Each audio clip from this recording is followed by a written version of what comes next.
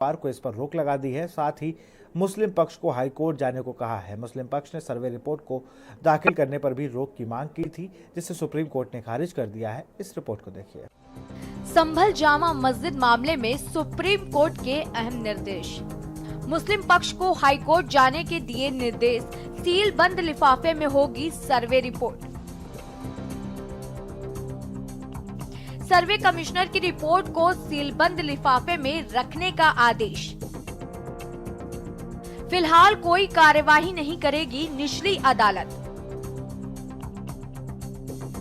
मुस्लिम पक्ष ने survey report को दाखिल करने पर भी रोक की मांग की थी। सुप्रीम कोर्ट ने मुस्लिम पक्ष की मांग किया खारिज। सुप्रीम कोर्ट ने हाई कोर्ट को दिए अहम आदेश। कहा कि हाई कोर्ट मस्जिद कमेटी की याचिका की लिस्टिंग 3 वर्किंग डे के भीतर करे। यूपी के संभल की शाही जामा मस्जिद मामले पर शुक्रवार को सुप्रीम कोर्ट में अहम सुनवाई हुई। इस दौरान सुप्रीम कोर्ट ने निचली अदालत की कार्रवाई पर रोक लगा दी है। इस मामले में निचली अदालत तब तक कुछ कार्रवाई नहीं कर सकेगी जब तक मस्जिद के सर्वे के खिलाफ मुस्लिम पक्ष की याचिका हाई कोर्ट में लिस्टेड नहीं हो जाती।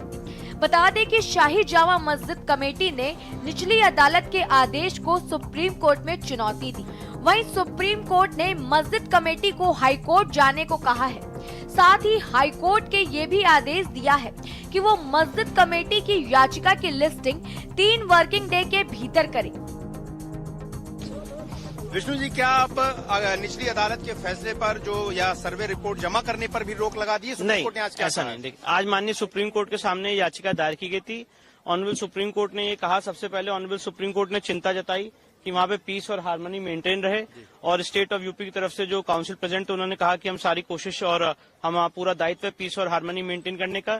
इसके बाद माननीय सुप्रीम कोर्ट ने जो मस्जिद कमेटी थी जिन्होंने एसएलपी दायर की थी उनको कहा कि आप इस ऑर्डर को हाई कोर्ट में चैलेंज कर सकते हैं, और हाई कोर्ट में जाने का उनको एक लिबर्टी दी है। साथ ही साथ ऑनरेबल सुप्रीम कोर्ट ने यह भी कहा है कि 3 दिन के अंदर अगर आप हाईकोर्ट में याचिका दायर करते हैं तो मामला हाईकोर्ट के सामने लिस्ट किया जाए और हाईकोर्ट के फर्दर डायरेक्शंस तक के लिए वेट किया जाए, और तब तक के लिए ट्रायल कोर्ट की प्रोसीडिंग रुकी रहेगी जब तक हाईकोर्ट अपना निर्देश नहीं दे देता है। और ये मामला अभी ट्रायल कोर्ट में 8 जनवरी को लगा हुआ है। साथ ही साथ ऑनरेबल सुप्रीम कोर्ट ने यह भी निर्देश दिया है कि जो एडवोकेट कमिश्नर महोदय हैं वो अपनी रिपोर्ट सील कवर में दाखिल करेंगे। हम और हमारी कमेटी और संभल के लोग, माननीय वहाँ के एमपी साहब और कोई लोग भी उससे मुतमईन नहीं है। सुप्रीम कोर्ट के सिटिंग जज की अध्यक्षता में कमेटी बननी चाहिए ताकि जो निष्पक्ष गैर जानिबदार तरीके से जांच होनी चाहिए। किन लोगों ने हौज का पानी निकाला, किन लोगों ने वहां नारेबाजी की मस्जिद में जाते समय, और फिर किन लोगों ने वहां निहत्थे शहरियों पर गोली चलाने के आदेश दिए।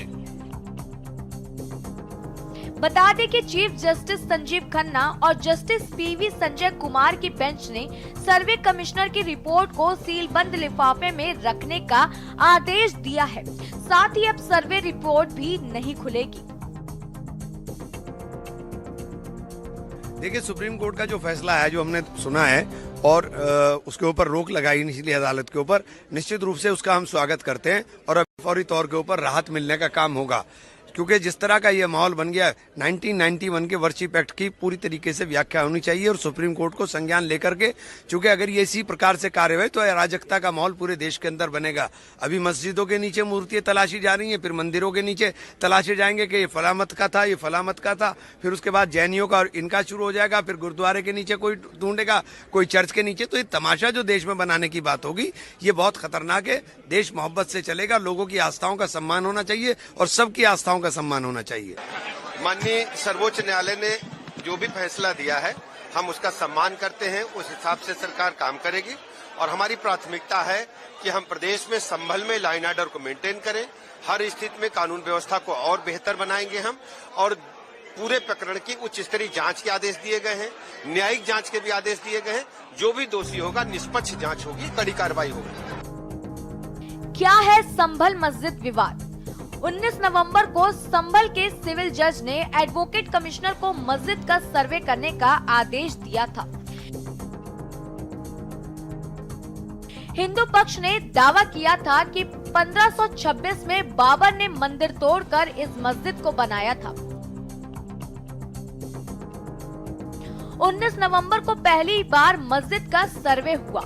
भीड़ तो जुटी लेकिन तनाव नहीं बढ़ा।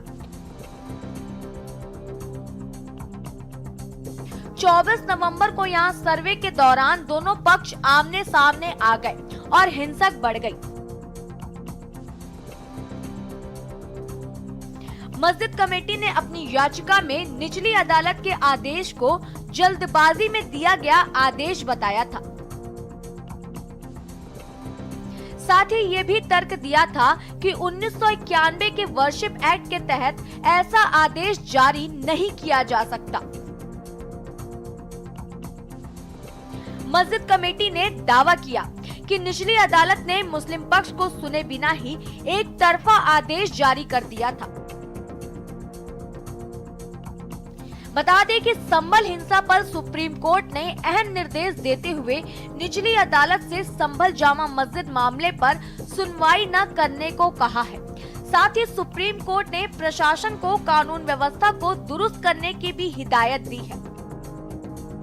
देखिए, संभल इंसिडेंट को लेकर के सुप्रीम कोर्ट ने संज्ञान लिया और उन्होंने लोअर कोर्ट को अपने फैसलों के क्रियान्वयन पर रोक लगाने के लिए कहा है। साथ ही साथ जो सर्वे की रिपोर्ट है उसे सुनवाई तक रोके जाने का निर्देश दिया है और उन्होंने याचिकाकर्ताओं को भी कहा है कि वो पहले हाईकोर्ट में जाएं और हाईकोर्ट उनकी बात सुनेगा।